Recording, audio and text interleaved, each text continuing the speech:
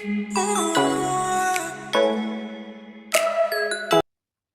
Students, तो आज का हमारा एम है to determine heat capacity of calorimeter. तो सबसे पहले जानते हैं हीट कैपेसिटी क्या होती है, कैलोरीमीटर क्या होता है और क्यों हमें जानने की ज़रूरत है हीट कैपेसिटी ऑफ कैलोरीमीटर। तो चलिए शुरू करते हैं। हीट कैपेसिटी क्या होती है? किसी भी सब्सटेंस का 1 डिग्री टेम्परेचर किसी भी सब्सटेंस का 1 डिग्री टेम्परेचर राइज करने में 1 डिग्री टेम्परेचर राइज करने में कितनी हीट की ज़रूरत होगी, उसे हम हीट कैपेसिटी कहते हैं। तो मान लीजिए दो सब्सटेंस हैं, एक है सब्सटेंस 1, एक है सब्सटेंस 2। दोनों का 1 डिग्री टेम्परेचर राइज करना है। एक को Q1 हीट चाहिए, एक को Q2 हीट चाहिए। और मान लीजिए Q1 लेस देन Q2 है, तो मतलब कम हीट में ही इसका जल्दी से टेम्परेचर राइज हो जाएगा 1 डिग्री से। और लेकिन सब्सटेंस 2 में उसे ज़्यादा हीट की ज़रूरत करनी पड़ेगी, उसे ज़्यादा हीट करना पड़ेगा सेम 1 डिग्री टेम्परेचर राइज करने के लिए। तो मतलब सब्सटेंस 2 की हीट कैपेसिटी ज़्यादा है, वो ज़्यादा हीट ले सकता है और टेम्परेचर राइज 1 डिग्री करने के लिए एज कम्पेयर टू सब्सटेंस 1। तो ये हो गई हीट कैपेसिटी। और कैलोरीमीटर क्या होता है? कैलोरीमीटर एक ऐसा डिवाइस है जिससे हम हीट कैपेसिटी मेजर कर सकते हैं। तो क्या प्रॉपर्टीज होती हैं कैलोरीमीटर की? कैलोरीमीटर होता क्या है? तो कैलोरीमीटर जो होता है वो एक ऐसी असेंबली होती है जिससे हम, मान लीजिए कुछ जो रिएक्शंस होती हैं उसकी हमें कुछ रिएक्शंस करवानी होती हैं और हमें वो एंडोथर्मिक और एक्सोथर्मिक होती हैं, तो उनमें हीट ट्रांसफर होते हैं। और एक्चुअली कितने हीट ट्रांसफर हो रहे हैं, तो वो जानने के लिए हमें एक ऐसा असेंबली चाहिए जिसमें उस असेंबली का कुछ भी रोल ना हो, उस असेंबली का मिनिमम से मिनिमम रोल हो। नहीं तो अगर वो असेंबली खुद भी हीट ले लेगी रिएक्शन में से, तो हमें एक्चुअल हीट ट्रांसफर इन रिएक्शन नहीं पता चल पाएगा। ओके, तो ऐसी असेंबली जो हीट हीट लेना और देना ये सब मिनिमाइज करती है, तो ऐसी असेंबली को हम कैलोरीमीटर की तरह यूज करते हैं जिसकी हीट कैपेसिटी बहुत मिनिमम होती है। ऐसी असेंबली को हम एज ए कैलोरीमीटर यूज कर सकते हैं। और इसका यूज किस लिए होता है? कोई भी रिएक्शन की हमें उसमें कितना हीट चेंज हो रहा है वो जानने के लिए, वो एक्यूरेटली मेजर करने के लिए हमें वो रिएक्शन ऐसी असेंबली में करानी पड़ती है जिसमें उसका खुद का कोई रोल ना हो। वो रिएक्शन से निकली हुई हीट को ले ना ले, या फिर खुद से तो हीट क्या ही देगी, पर एनवायरनमेंट जो सराउंडिंग से हीट अगर रिएक्शन के अंदर ले आएगी तो वो हम एक्यूरेट जो हीट है वो मेजर नहीं कर पाएंगे। तो इसीलिए जो कैलोरीमीटर होता है वो ऐसी असेंबली होती है जो मिनिमाइज करती है हीट ट्रांसफर को। और इसकी हीट कैपेसिटी क्या होनी चाहिए? मिनिमम होनी चाहिए। ये कुछ भी ज़्यादा हीट एक्सचेंज में इफेक्ट नहीं डालनी चाहिए। तो ये हो गया calorimeter, heat capacity should be minimum. और दूसरा ये है कि ये जो कैलोरीमीटर है वो इनर्ट होना चाहिए। ये असेंबली इनर्ट होनी चाहिए ताकि जो हम रिएक्शन करवा रहे हैं उसमें ये खुद से ही केमिकली इन्वॉल्व ना हो जाए। अगर ये रिएक्शन में बीच में इंटरफेयर करने लगेगी तो एक्चुअल रिएक्शन नहीं हो पाएगी, बीच में कंटेमिनेशंस आ जाएंगे या कुछ और ही रिएक्शन होने लग जाएगी। तो कैलोरीमीटर ऐसा भी होना चाहिए, इनर्ट होना चाहिए। कैलोरीमीटर इनर्ट मटेरियल होना चाहिए ताकि वो खुद से ना तो केमिकली इंटरफेयर करे, ना ही थर्मली इंटरफेयर करे। तो ये क्वालिटीज होती हैं कैलोरीमीटर की। तो अभी ये आपको पता चल ही गया होगा हम ये एक्सपेरिमेंट क्यों कर रहे हैं। हीट कैपेसिटी हम जितनी भी मिनिमम, ऐसा तो है नहीं कि हीट कैपेसिटी जीरो होगी, कुछ ना कुछ तो हीट कैपेसिटी होगी कैलोरीमीटर की। तो जो भी minimum C heat capacity calorimeter की होगी उसे हमें एटलीस्ट जानना पड़ेगा। और जब भी हम हीट ट्रांसफर इन रिएक्शंस निकाल लेंगे, heat exchange, heat evolve in exothermic reaction and heat taken in endothermic reaction जब हम निकालेंगे, तो उस टाइम पे हमें कैलोरीमीटर का यूज करना पड़ेगा। तो मिनिमम जितनी भी हीट कैपेसिटी है वो जो इंटरफेयर कर रहा होगा वो हम वैल्यू एलिमिनेट कर सकते हैं उस टाइम पे। तो उसके लिए हमें हीट कैपेसिटी की वैल्यू पता होनी चाहिए। ये वाला जो इसका इंटरफेरेंस होगा हीट कैपेसिटी का, वो हम उस टाइम पे एलिमिनेट कर सकते हैं। तो उसके लिए हमें उसकी हीट कैपेसिटी पता होनी चाहिए पहले। तो इसीलिए हम ये एक्सपेरिमेंट कर रहे हैं to determine the heat capacity of calorimeter. Okay, तो अभी देखते हैं एक्सपेरिमेंट करना कैसे है और क्या हम एज ए कैलोरीमीटर लेने वाले हैं। तो जो एक्सपेरिमेंट है उसमें हम एक बीकर लेंगे जो कि हम 250 ml का बीकर ले सकते हैं। 250 ml का बीकर ले सकते हैं। और हम बीकर क्यों ले रहे हैं? छोटा बीकर भी ले सकते हैं, तो अभी के लिए मैंने 250 ml का बीकर ले लिया है। और ग्लास बीकर ले रहे हैं। ग्लास बीकर इसलिए ले रहे हैं क्योंकि जो कैलोरीमीटर है वो इनर्ट होना चाहिए। कोई भी रिएक्शन एसिड की हो, बेस की हो, ऐसे ऐसे केमिकल्स यूज होते हैं केमिस्ट्री रिएक्शंस में, तो ऐसा मटेरियल लेना है जो कि इनर्ट हो। तो ग्लास बीकर ले लिया है, लेकिन ये अभी कंप्लीटली थर्मली इनर्ट नहीं है, मतलब ये ऊपर से ओपन है तो इजीली एनवायरनमेंट से हीट एक्सचेंज कर सकता है। लेकिन हमें तो ऐसी चीज़ चाहिए जो, ऐसा कैलोरीमीटर चाहिए जो थर्मली भी इनर्ट हो, थर्मली मिनिमाइज करे हीट ट्रांसफर को। तो केमिकली इनर्ट बनाने के लिए हमने बीकर ले लिया, इसको थर्मली इनर्ट बनाने के लिए भी हम इसमें एक जैकेट लगा देते हैं। एक जैकेट क्या यूज़ करते हैं हम, थर्मस फ्लास्क। थर्मस फ्लास्क ले लेते हैं जिसके ऊपर लिड रहती है, जो क्लोज कर सकते हैं हम, जो हम क्लोज कर सकते हैं, और उसके अंदर दो होल रहते हैं, दो होल रहते हैं। एक होल में हम एक स्टरर डाल देते हैं, स्टरर डालने के लिए होल होता है, और दूसरा होता है थर्मोमीटर के लिए। क्योंकि जब भी हम रिएक्शंस को स्टडी कर रहे होंगे, तो जब हीट इवोल्व होगी किसी भी रिएक्शन में, तो वो किसी स्पेसिफिक पॉइंट पे होती है और हीट ग्रेडियंट क्रिएट हो जाता है। पर हम चाहते हैं कि हीट की मेजरमेंट सही हो, यूनिफॉर्म हीट मेजरमेंट हो, हर जगह पे हीट यूनिफॉर्म होगी तभी हम एक्चुअली सही से मेजर कर पाएंगे उसको।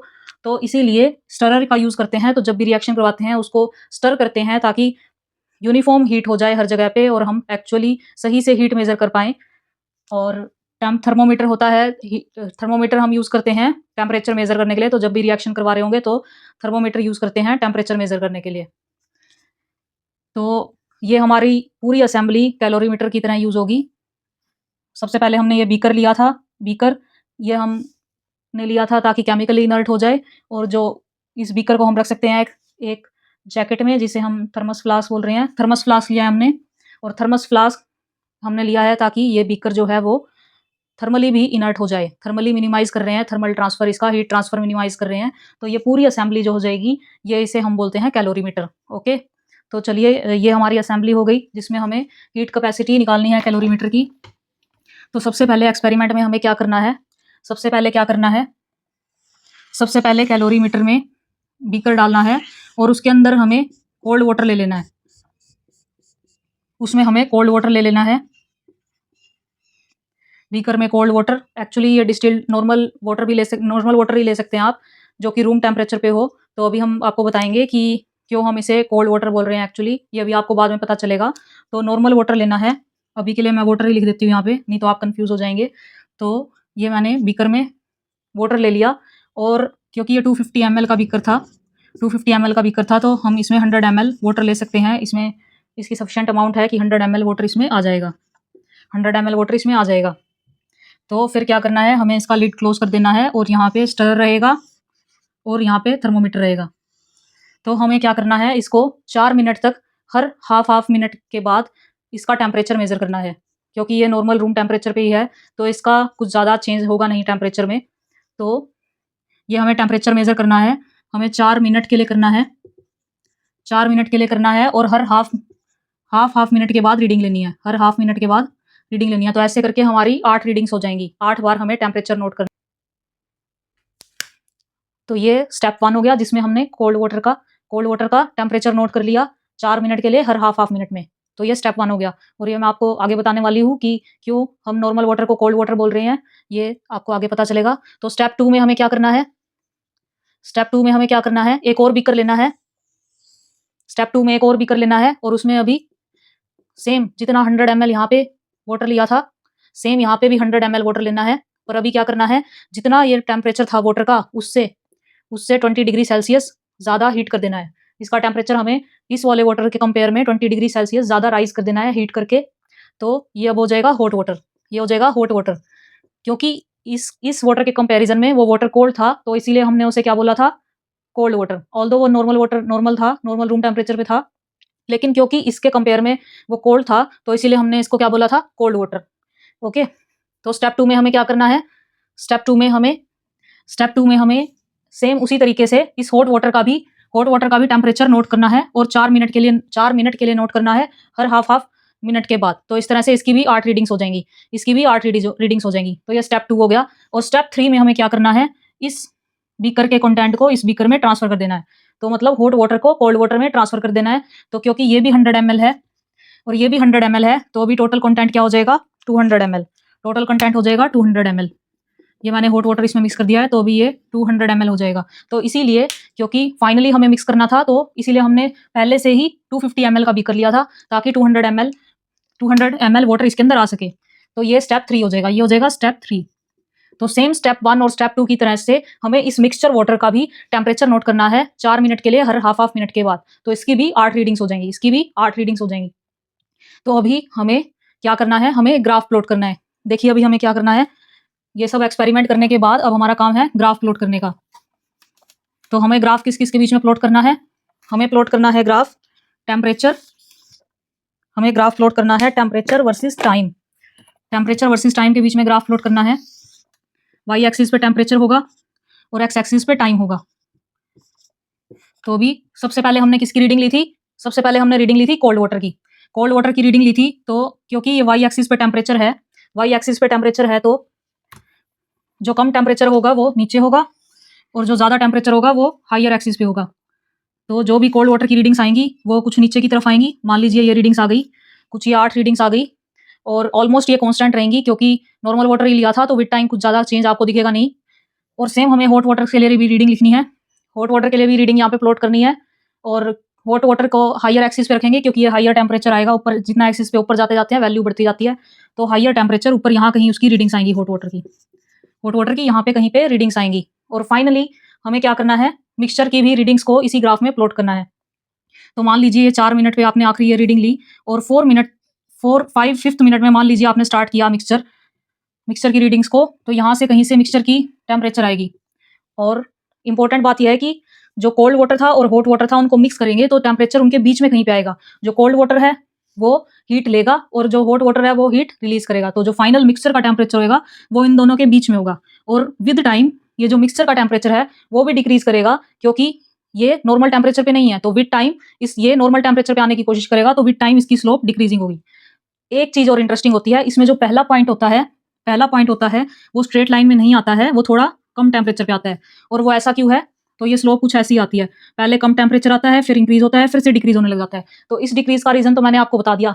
लेकिन ये जो स्टार्टिंग में पहला पॉइंट लो टेम्परेचर पे आता है, तो सुनिए वो क्यों आता है। क्योंकि जब हम कोल्ड वाटर और हॉट वाटर को मिक्स करते हैं तो सडनली टेम्परेचर चेंज होता है। लेकिन जो हमारा थर्मोमीटर है वो इतना सेंसिटिव नहीं होता है कि वो स्टार्टिंग में सडनली टेम्परेचर मेजर कर सके, सडनली टेम्परेचर मेजर नहीं कर पाता है। तो इस वजह से वो रीडिंग्स सही नहीं दिखाता है, वो रीडिंग एक्चुअल नहीं दिखाता है, तो एब्सर्ड रीडिंग आती है। तो इसीलिए स्टार्टिंग में कुछ टेम्परेचर वो इतना मेजर नहीं कर पाता है, तो कम आ जाती है। तो पर हमें तो पता करना है कि मिक्सिंग के टाइम पे एक्चुअल रीडिंग क्या थी, मिक्सिंग के टाइम पे एक्चुअल रीडिंग क्या थी। तो मान लीजिए आपने 4 मिनट 30 सेकंड पे मिक्सिंग किया, तो आपको ये जानना है कि उस टाइम पे एक्चुअल रीडिंग क्या थी। तो क्या करेंगे हम, इसी वजह से ही ग्राफ प्लॉट कर रहे हैं, तो यहाँ पे एक लाइन ड्रॉ कर लेंगे। तो हम इन रीडिंग्स को एक्स्ट्रापोलेट करेंगे। ये तो एक्चुअल रीडिंग नहीं है, एक्चुअल टेम्परेचर थर्मोमीटर मेजर नहीं कर पा रहा है उस टाइम पे, मिक्सिंग के टाइम पे वो इतना सडन रिस्पॉन्स नहीं कर पा रहा था, तो इस रीडिंग को हम एक्चुअल नहीं मान सकते। तो एक्चुअल मिक्सिंग के टाइम पे टेम्परेचर पाने के लिए हम इसको एक्स्ट्रापोलेट करेंगे, और जहाँ पे मिक्सिंग के टाइम पे ये स्लोप कट करेगी वो हमारा एक्चुअल मिक्सिंग टेम्परेचर होगा, ये होगा Tm। सेम इसी तरह से उसी पर्टिकुलर टाइम पे हमें हॉट वाटर और कोल्ड वाटर की भी स्लोप को एक्स्ट्रापोलेट करना है, और जहाँ पे ये कट करेंगी ये हो जाएगा Tc, और यहाँ पे ये हो जाएगा Th। हॉट वाटर के लिए TH ले लिया है मैंने, मिक्सचर के लिए Tm ले लिया है, और कोल्ड वाटर के लिए Tc ले लिया है। तो ये तीनों पॉइंट्स आ जाएंगे।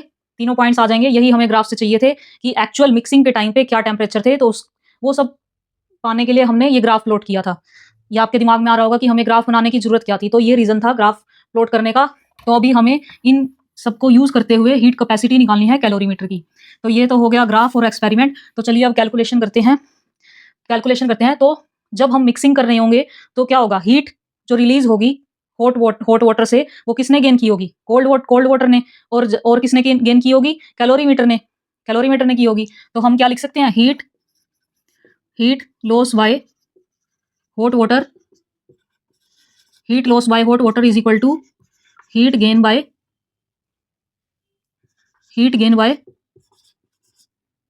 कोल्ड वाटर प्लस कुछ कैलोरीमीटर ने भी अपनी हीट कैपेसिटी के अकॉर्डिंग कुछ हीट एब्जॉर्ब कर ली होगी, तो कोल्ड वाटर प्लस कैलोरीमीटर। तो हम इसको, क्योंकि कांस्टेंट प्रेशर पे कर रहे हैं एक्सपेरिमेंट्स, तो हम इसको इजीली एंथैल्पी चेंज से भी रिप्लेस कर सकते हैं। एटमॉस्फेरिक प्रेशर पे हम सारे एक्सपेरिमेंट्स कर रहे हैं, तो कांस्टेंट प्रेशर है तो हम इसको इजीली एंथैल्पी चेंज से रिप्लेस कर सकते हैं। तो यहाँ पे हम इजीली एंथैल्पी से रिप्लेस कर सकते हैं। तो enthalpy change in hot water, enthalpy change के लिए मैंने डेल्टा लगा दिया है। Delta enthalpy in hot water is equal to delta enthalpy delta enthalpy in cold water plus calorimeter. तो ये लिख सकते हैं हम, कोई दिक्कत नहीं है। फिर उसके बाद हम क्या कर सकते हैं, उसके बाद हम इसका फॉर्मूला लिख देंगे, इसका हम फॉर्मूला लिख देंगे। तो एंथैल्पी का फॉर्मूला क्या होता है, delta H is equal to CP D. Delta H क्या होता है, सीपी डी। सीपी क्या होता है, सीपी क्या होता है, हीट कैपेसिटी, और डी होता है चेंज इन टेम्परेचर। तो हमारे वाले एक्सपेरिमेंट में क्या था, पहले टीसी था कोल्ड वाटर का और टीएच था हॉट वाटर का टेम्परेचर, और बीच में कहीं था टीएम। तो ये इंक्रीजिंग ऑर्डर था टेम्परेचर का। तो अभी लिखते हैं हॉट वाटर के लिए। हॉट वाटर के लिए एंथैल्पी चेंज क्या हो जाएगा, सीपी हॉट वाटर, और टेम्परेचर चेंज क्या होगा, पहले हॉट वाटर का टेम्परेचर था टीएच, फिर बाद में क्या हो गया टीएम। तो टीएच बड़ा था टीएम से, तो टीएच पहले लिखेंगे, टीएच माइनस टीएम, ये हॉट वाटर का टेम्परेचर चेंज हुआ है। फिर उसके बाद enthalpy change of cold water लिखेंगे, ये हो जाएगा CP of cold water into, अभी इस केस में टीएम छोटा होगा टीएम बड़ा होगा क्योंकि कोल्ड वाटर का टेम्परेचर इंक्रीज हुआ है, और माइनस टीसी, टीसी लिख देंगे। और सेम कैलोरीमीटर में भी यही टेम्परेचर चेंज होगा, टीएम माइनस टीसी, और सीपी ऑफ यहाँ पे क्या हो जाएगा, कैलोरीमीटर। तो यहाँ पे हम कॉमन ले लेंगे TM minus TC, TM minus TC common ले सकते हैं। तो ये क्या हो जाएगा, CP plus heat capacity of calorimeter, ये एक ब्रैकेट में आ जाएंगे, और टीएम माइनस टीसी हम कॉमन ले लेंगे। तो अभी हमें, हमारा एम क्या था, to determine heat capacity of calorimeter.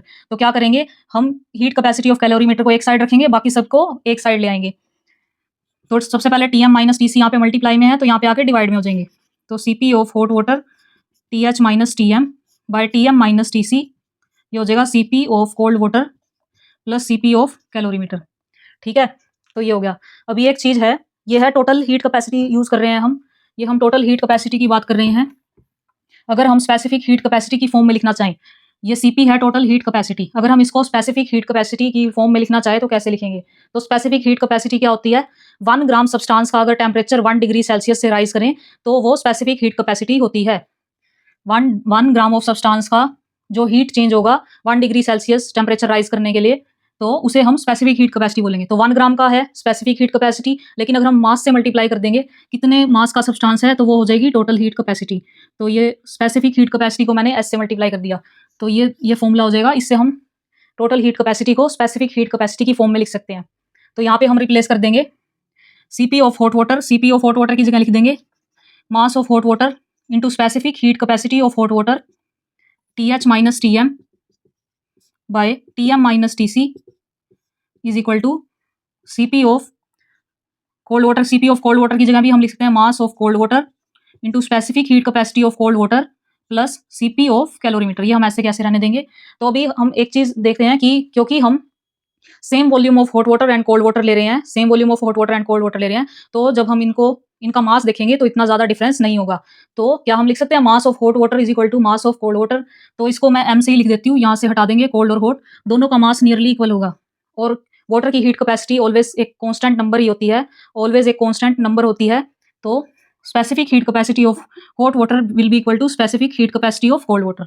तो ये इसको हम ऐसे लिख सकते हैं। अभी क्या करेंगे, क्योंकि हमें हीट कैपेसिटी ऑफ कैलोरीमीटर निकालनी है, तो इसे हम एक साइड में रख लेंगे, बाकी सबको इधर ले आएंगे, बाकी सबको इधर ले आएंगे। तो हमें निकालनी है हीट कैपेसिटी ऑफ कैलोरीमीटर। तो सीपी ऑफ कैलोरीमीटर आ जाएगा M into S T H minus T M by T M minus T C minus M S. तो ये हमारा फाइनल फॉर्मूला हो गया, ये हमारा फाइनल फॉर्मूला हो गया। तो देखिए अभी हीट कैपेसिटी ऑफ कैलोरीमीटर कैसे निकालनी है हमें, ये सब हमने ग्राफ से निकाल लिया था, ये ग्राफ से आ जाएगा। मास ऑफ वाटर कैसे निकालेंगे, जैसा कि हमें पता है density is equal to mass by volume होता है, density is equal to mass by volume होता है। तो मास क्या हो जाएगा, वॉल्यूम इंटू डेंसिटी। तो वॉल्यूम इंटू डेंसिटी लिख सकते हैं, और डेंसिटी ऑफ वाटर हमें नोन होती है, डेंसिटी ऑफ वाटर नोन होती है। तो हम डेंसिटी लिख सकते हैं वाटर की, वॉल्यूम ऑफ वाटर हमें पता ही है, हमने लिया है 100 ml, और specific heat capacity of water भी एक कांस्टेंट नंबर होता है, 1 मिनट में आपको बता देती हूँ। तो लिख लीजिए स्पेसिफिक हीट कैपेसिटी क्या होती है वाटर की, specific heat capacity of water होती है 4.18 इंटू 10⁻³ जूल पर केल्विन पर ग्राम, जूल पर केल्विन पर ग्राम। ये होती है specific heat capacity of water, specific heat kilogram कर लीजिए यहाँ पे, जूल पर केल्विन पर किलोग्राम। तो ये हो जाएगी स्पेसिफिक हीट कैपेसिटी, ये कांस्टेंट नंबर है, ये हम यहाँ से निकाल लेंगे डेंसिटी के फॉर्मूला से, ये हमें ग्राफ से मिल गया है। तो इस तरह से हम हीट कैपेसिटी ऑफ कैलोरीमीटर निकाल लेंगे। तो ये एक्सपेरिमेंट इतना ही है सीखने के लिए आपके, इससे आप इजीली एक्सपेरिमेंट कर सकते हैं। और अभी हम नेक्स्ट एक्सपेरिमेंट नेक्स्ट लेक्चर में हम देखेंगे। इसी हीट कैपेसिटी को यूज़ करते हुए हम हीट ऑफ न्यूट्रलाइजेशन निकालेंगे। इसी स्पेसिफिक हीट कैपेसिटी को यूज़ करते हुए हम हीट ऑफ न्यूट्रलाइजेशन निकालेंगे एसिड एंड बेस की। तो स्टूडेंट्स आज के लिए इतना ही। Thank you.